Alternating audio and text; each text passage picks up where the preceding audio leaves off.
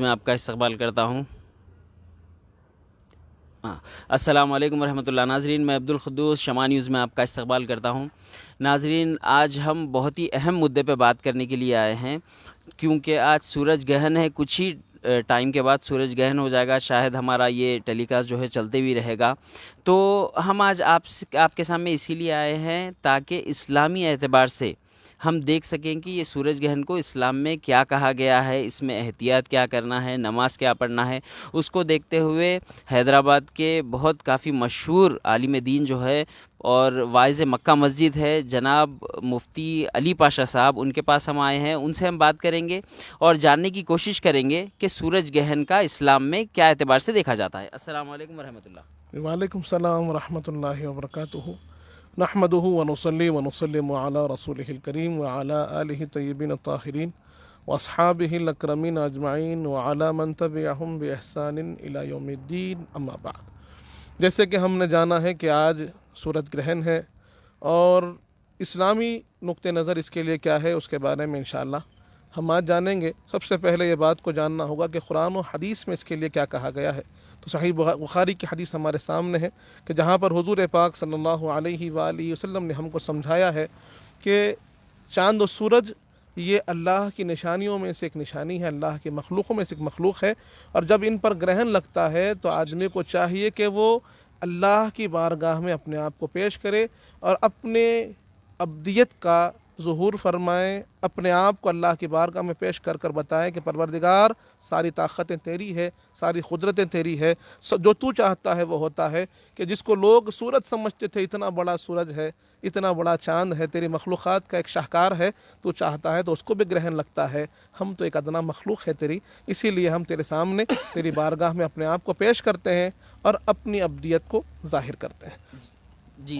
جی علی مولا صاحب، اس بارے میں آپ یہ بتائیے کہ حاملہ عورتوں کے بارے میں بہت کہا جاتا ہے کہ وہ لوگوں کو چھری نہیں پکڑنی چاہیے، کوئی چیز کاٹنا نہیں چاہیے، لوہے کو ٹچ نہیں کرنا چاہیے، اور بہت زیادہ احتیاط کروایا جاتا ہے ان کو۔ اور تو اس بارے میں اسلام کیا کہتا ہے وہ بتائیے۔ بسم اللہ الرحمن الرحیم۔ سب سے پہلی بات تو یہ سمجھنی چاہیے کہ اسلام نے ہمیشہ ہمیں اس بات کی تعلیم دی ہے کہ وَمَن يَتَوَكَّلْ عَلَى اللَّهِ فَهُوَ حَسْبُهُ، کہ جو اللہ کی ذات پر بھروسہ کرتا ہے وہی اس کے لیے کافی ہوتا ہے۔ اس دنیا میں ہونے والی ہر چیز اللہ کی قدرت سے ہوتی ہے، اس کی مرضی، اس کے منشے سے ہوتی ہے۔ یہ بات کو ہمیں سمجھنا چاہیے کہ کوئی بھی چیز کی، چاہے وہ فائدہ ہو چاہے نقصان ہو، وہ اللہ کی ذات کی طرف اس کو منسوب کرنا چاہیے۔ یہ نہ ہو کہ آپ یہ کہیں کہ فلاں چیز کی وجہ سے میری زندگی میں اتنا بڑا اثر آیا۔ البتہ یہاں یہ بات علماء نے بتائی ہے، اس بات کو ضرور خیال رکھیں کہ پہلی بات تو توہمات کو پورا دور کر دیجیے۔ جو وہم لوگوں کے ذہنوں میں ہے کہ فلاں چیز سے ہوتا ہے، اسلام اس طرف دعوت نہیں دیتا۔ اسلام دعوت دیتا ہے کہ دو چیزیں ہوتی ہیں، ایک بندہ کے اپنی جو کوتاہیاں ہیں اس کی وجہ سے وہ نقصان اٹھاتا ہے، اور دوسرا ساری چیزیں جو کچھ اس کو ملتی ہیں، جو کچھ حاصل ہوتی ہیں، وہ اللہ کی طرف سے اس کو حاصل ہوتی ہیں۔ اس چیز کا اس کو خیال رکھنا ہے۔ دوسری بات یہ ہے، جیسے علماء نے بتایا ہے، کہ اگر کسی کے ذہن میں یہ خیال آ جائے، کسی کے ذہن میں یہ بات پیوست ہو جائے کہ نہیں فلاں چیز سے ہوتا ہے، فلاں چیز سے ہوتا ہے، تو آپ اگر چاہتے ہیں تو احتیاط کر لیجئے۔ لیکن یہاں پھر میں ایک بات کر دوں کہ احتیاط کرنا ایک اور بات ہے، لیکن اس پر یقین رکھنا، یقین ہمیشہ اللہ کی ذات پر رکھنا چاہیے، یقین ہمیشہ اللہ کے قدرت پر رکھنا چاہیے، اس کی طاقت پر رکھنا چاہیے، اس کی مرضی، اس کے منشے پر رکھنا چاہیے۔ یہ بات کو ہمیشہ ذہن میں رکھیں کہ توکل اللہ کی ذات پر ہو۔ احتیاط کرنا چاہتے ہیں آپ، وہ عمل نہیں کرنا چاہتے ہیں، مت کیجئے، لیکن اس بات پر یقین رکھنا یہ مناسب نہیں ہے۔ جی علی مولا صاحب، ایک اور سوال آیا ہے۔ وہ لوگ پوچھ رہے ہیں کہ جس طریقے سے آج کل افواہیں ہو رہی ہے، بولا جا رہا ہے کہ اگر باہر نکلو گے تو آپ کو نقصان پہنچ سکتا ہے، حاملہ عورتوں کا بھی آپ نے بہت اچھی طریقے سے جواب دیا۔ تو ایک صاحب نے سوال پوچھا کہ قسمت اور تقدیر کیا اس پہ نربھر کرتی ہے کہ آپ اگر ایسا نہیں کریں گے تو آپ کی تقدیر بدلے گی؟ بسم اللہ الرحمن الرحیم۔ سب سے پہلی بات تو یہ جاننا چاہیے کہ تقدیر جو ہے یہ اللہ کے منشوں کے ساتھ ہے۔ اس کا بھلا ہونا، اس کا برا ہونا، سب کا سب اللہ کی جانب سے ہے، اور یہ ایمانیات میں سے ہے۔ اس کو بات جاننا چاہیے کہ تقدیر کا خیر و شر یہ اللہ کی جانب سے ہے۔ اس کو ماننا یہ بندے کے ایمان سے تعلق رکھتا ہے۔ خدا نہ خواستہ کوئی بندہ مومن، کوئی ایمان والا اگر یہ خیال رکھتا ہے کہ کوئی عمل چھوٹا بڑا اس کی تقدیر کو بدل سکتا ہے بغیر اللہ کی مرضی اور منشے کے، تو یہ بات بالکل غلط اور درست نہیں ہے. اس کو آپ کو ذہن سے ہٹا دینا ہوگا کہ اللہ کی تقدیر صرف اللہ بدل سکتا ہے، اور تقدیر کے اندر بھی علماء نے کچھ الگ الگ اس کے معیارات بتائے ہیں. تو اس کو سمجھنا چاہیے کہ اللہ جو تقدیر مبرم لکھ چکا ہے اس میں کوئی تبدیلی، کوئی تغیر نہیں آ سکتا ہے. ہاں تقدیر معلق ہے تو وہ دعاؤں کے ذریعے سے اللہ اس کو انشاءاللہ دعا کو قبول کر آپ کے حق میں بہتر کر سکتا ہے. لیکن سورج گرہن کی وجہ سے، چاند گرہن کی وجہ سے، یا کسی کے آنے یا کسی کے جانے کی وجہ سے تقدیر میں کوئی فرق نہیں آ سکتا. بہت اچھی بات ہے. علی مول صاحب، ایک اور سوال میں آپ سے پوچھنا چاہوں گا کہ جب اسلام نے یہ کہہ دیا کہ یہ سب چیزیں کوئی کام کی نہیں ہے، ہاں سائنٹیفکلی آپ کو کچھ احتیاط کرنا پڑے گا تاکہ آپ کی اسکن اچھی رہے، آنکھ اچھی رہ سکے، مگر ایک اور آپ بات بتائیے کہ اسلام نے آخر یہ چاند گہن، سورج گہن کو کس طریقے سے دیکھا ہے اور ہمیں اس میں کیا کرنے کی ہدایت دی ہے؟ جیسے کچھ نماز پڑھنے کی ہدایت دی، اور کیسی نماز پڑھنا چاہیے، کیا ٹائم پہ پڑھنا چاہیے، یہ ذرا تفصیل سے بتائیے.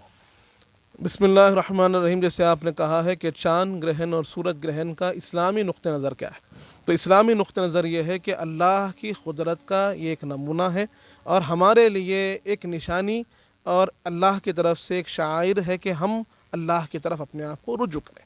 دوسری چیز یہ ہے کہ جب سورج گرہن ہو یا چاند گرہن ہو تو حضور پاک صلی اللہ علیہ وآلہ وسلم کی سنت کریمہ یہ رہی ہے کہ حدیث پاک میں آتا ہے، صحیح بخاری میں یہ حدیث موجود ہے، سنن ترمذی میں یہ حدیث موجود ہے، صحیح مسلم میں یہ حدیث موجود ہے کہ حضور پاک صلی اللہ علیہ وسلم کے زمانے اقدس میں جب کبھی سورج گرہن ہوا تو حضور پاک نے 2 رکعت نماز کسوف کے نام سے، یعنی صلاۃ الکسوف جس کو کہتے ہیں، آپ نے ادا فرمائی.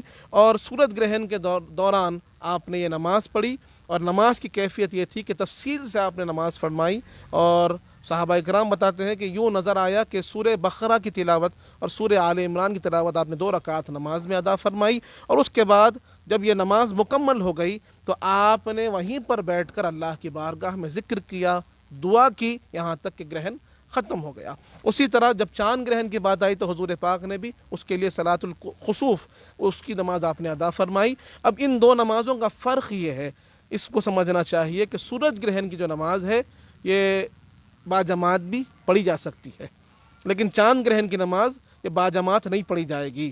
اور اسی کے ساتھ جیسے آج کا معاملہ ہے کہ سورج گرہن یہ عصر کی نماز کے بعد شروع ہو رہا ہے، تو یہ عصر کے بعد کیونکہ کوئی سنت نماز کا وہاں پر مقام نہیں ہے، وقت نہیں ہے، تو اس لیے وہاں پر یہ سنت نماز عصر کے بعد نہیں پڑھیں گے. عصر کے بعد مغرب سے پہلے کیونکہ کوئی سنت نماز کا وقت نہیں ہے تو وہاں پر نہیں پڑھیں گے. چاند گرہن کی نماز ہو، سورج گرہن کی نماز ہو، یہ دونوں نمازیں یہ سنت نمازیں ہیں اور مکروہ وقت میں یہ نماز نہیں پڑھی جائے گی. اس کو بھی سمجھنے کی ضرورت ہے. تو اب اگر کوئی نماز پڑھنا چاہتے ہیں تو ان کو یہی میرا مشورہ ہے کہ وہ عصر کی نماز ادا نہ کریں، پہلے سورج گرہن کی نماز پڑھ لیجئے، اس کے بعد آپ پھر عصر کی نماز پڑھ لیجئے، کیونکہ وقت عصر کا جاری رہے گا. تو اس طور پر آپ نماز ادا کریں گے. اور سورج گرہن کی نماز باجماعت پڑھی جا سکتی ہے، چاند گرہن کی نماز باجماعت نہیں پڑھی جائے گی. جزاک اللہ. تو ماشاءاللہ مفتی صاحب نے، آپ نے دیکھا، بہت اچھی طریقے سے سمجھایا لوگوں کو کہ سورج گہن، چاند گہن کی اسلام میں کیا حقیقت ہے اور اسلام نے کیا کہا ہے، کیا کرنے کو کہا ہے. بہت اچھی طریقے سے سمجھایا. تو میں امید کرتا ہوں ناظرین آپ لوگوں کے جو بھی ڈاؤٹس تھے، آپ لوگوں کو جو بھی پریشانی تھی اس بارے میں لے کے، وہ دور ہو گئی ہوگی. اور چونکہ بات چاند سورج کی ہو رہی ہے تو میں ایک سوال مفتی صاحب سے کرنا چاہوں گا کہ رات کے ٹائم پہ بہت بار دیکھا جاتا ہے کہ تارا کچھ ٹوٹتا ہوا نظر آتا ہے، تو اس کے بارے میں بھی بہت سے لوگوں کے الگ الگ باتیں ہوتی ہے. کوئی بولتا ہے کہ شیطان کو مار کے نیچے گرایا گیا، یا پھر اس کی حقیقت اسلام میں کیا ہے، آپ بتائیے. بسم اللہ الرحمن الرحیم. یہ ٹوٹتا ہوا تارا جو ہوتا ہے، اب اس کے لیے قرآن مجید میں بھی ایک طرف سے ہم کو اشارہ ملتا ہے کہ جب اجنہ فرشتوں کی باتیں سننے کے لیے اوپر جایا کرتے تھے، ان کو یہاں تک طاقت تھی کہ وہ آسمانوں کے قریب تک جایا کرتے تھے، تو وہاں ان کو روک دیا گیا. اور ان کو روکنے کے لیے اللہ نے پھر یہ قاعدہ اور قانون بنا دیا تھا کہ اگر وہاں کوئی آئیں گے تو ان کو فرشتے آگ کے ایک ڈلے سے ماریں گے جو نیچے گر جائیں گے. تو اس طور پر نجم الثاقب جس کو کہا گیا، یہ چمکتا ہوا ستارہ بھی کہا گیا ہے. تو یہ کئی الگ الگ آپ جو ہے اس کے پیچھے کانسیپٹ سنیں گے۔ اسلامی قانون یہی ہے کہ یہ اللہ کے نشانیوں میں سے کچھ نشانیاں ہیں کہ سورج کا چاند کا ٹوٹنا یا تارے کا ٹوٹنا، یہ بارے میں لوگ کہتے ہیں کہ نہیں، اس کے دیکھنے سے شاید ہم کو جو ہے ہماری کوئی مراد پوری ہو جاتی ہے، یا پھر ہم کوئی دعا کریں تو مانگ لیتے ہیں۔ تو اس بات کو جاننا چاہیے کہ اگر آپ کو دعا مانگنی ہے تو اللہ کے سامنے گڑ گڑائیے۔ اللہ نے فرما دیا ہے کہ تم مجھ سے مانگو، میں تم کو عطا کروں گا۔ اس کے لیے تارے کے ٹوٹنے کا آپ انتظار مت کیجئے، یہ تارا ہے، ٹوٹے گا۔ اور آج ہم سائنس کی دنیا میں جیتے ہیں تو ہم نے جانا ہے کہ یہ تارا نہیں ہوتا، بلکہ یہ جو اوپر کا جو ایٹماسفیئر ہوتا ہے، ایٹماسفیئر اور خلا کے اندر کچھ ایسے اللہ نے کامنٹس رکھے ہیں جو گھومتے رہتے ہیں، سیارے ہیں جو گھومتے رہتے ہیں، اور وہ سیارے کبھی اپنی جگہ سے ہٹتے ہیں رات کے وقت میں، کیونکہ یہ کیا کرتے ہیں، سورج کی روشنی کو ہم تک ریفلیکٹ کرتے ہیں، تو چمکتے ہوئے گزرتے ہوئے ہمیں نظر آتے ہیں۔ تو ہمیں جاننا چاہیے کہ یہ اللہ کی قدرت کی نشانیاں ہیں جو اللہ ہمیں دکھاتا ہے۔ اس کا مطلب دعا کا قبول ہونا یا منحوس ہونا یا اچھا ہونا، ان سب کا تعلق اس سے نہیں ہوتا۔ ہمیں چاہیے کہ اللہ سے اپنے تعلق کو مضبوط سے مضبوط کریں۔ جی جزاک اللہ، بہت بہت شکریہ مفتی صاحب۔ ایک آخری سوال پوچھوں گا، کیونکہ 3 سے 4 منٹ پہ جو سورج گہن کی آج کی ٹائمنگ بولی گئی ہے وہ شروع ہو جائے گا، تو ابھی ہمیں ایک سوال آیا تھا، کیونکہ عصر کی نماز کے بعد نماز نہیں پڑھ سکتے سورج گہن کی، تو لوگوں نے پوچھا ہے کہ کچھ عبادات اگر وہ کرنا چاہیں تو کر سکتے ہیں، اور کیا عبادت کرنا ہے اور کس طریقے سے ان کو احتیاط کرنا ہے؟ بسم اللہ الرحمن الرحیم۔ بڑا اچھا سوال آپ نے کیا ہے کہ اگر ہم نماز نہیں پڑھ سکتے ہیں مکروہ وقت میں تو کیا کریں؟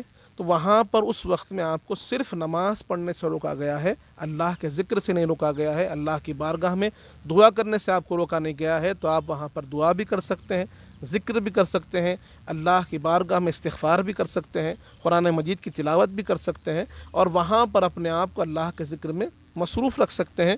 یہ بہترین عمل ہوگا، کیونکہ حضور پاک صلی اللہ علیہ وآلہ وسلم کے سنت کریمہ سے ہم کو ثابت ہے کہ حضور پاک پہلے 2 رکعت نماز پڑھتے، اور جب تک گرہن نہ ہٹ جاتا جب تک آپ اللہ کی یاد میں، اللہ کے ذکر میں، اللہ کی بارگاہ میں دعا گو رہتے ہیں۔ تو یہی چیز ہم کو کرنی ہے کہ اللہ کی بارگاہ میں اپنے آپ کو پیش کریں اور ذکر کریں، دعا کریں، اور انشاءاللہ اللہ کے فضل و کرم سے اپنے گھر کو بہرور فرمائیں۔ جزاک اللہ خیر، بہت بہت شکریہ مفتی صاحب آپ کا قیمتی ٹائم دینے کے لیے۔ آپ کا اپنے رحم و کرم کے ساتھ، فضل و کرم کے ساتھ حضور پاک کی سچا اور پکا امتی بنائے، اور آپ کے بتائے ہوئے راستے پر چلنے کی توفیق عطا فرمائے۔ جزاک اللہ خیر۔ تو دیکھیں ناظرین، ماشاءاللہ بہت سارے لوگوں کا جو ڈاؤٹ تھا اب وہ دور ہو چکا ہے۔ مفتی صاحب نے اسلامی اعتبار سے بہت اچھی طریقے سے سمجھایا کہ کیا کرنا چاہیے، کس طریقے سے بچنا چاہیے، اور کیا احتیاط کرنا چاہیے، کس طریقے سے عبادت کرنا چاہیے۔ تو اسی طریقے کے جو ضروری ٹاپکس ہیں انشاءاللہ اس پہ ہم بات کرتے رہیں گے، اسلامی نقطہ نظر سے بھی، اور اگر کوئی دوسرے مدعے پہ رہا وہ بھی آپ کو بتاتے رہیں گے۔ اس کے لیے آپ ہمارے چینل پہ بنے رہیے، لائک کیجئے، شیئر کیجئے، سبسکرائب کیجئے، یوٹیوب پہ بھی ہمارا چینل دیکھتے رہیے، اور جب تک کے لیے اپنے دوست عبدالقدوس کو اجازت دیجئے۔ السلام علیکم۔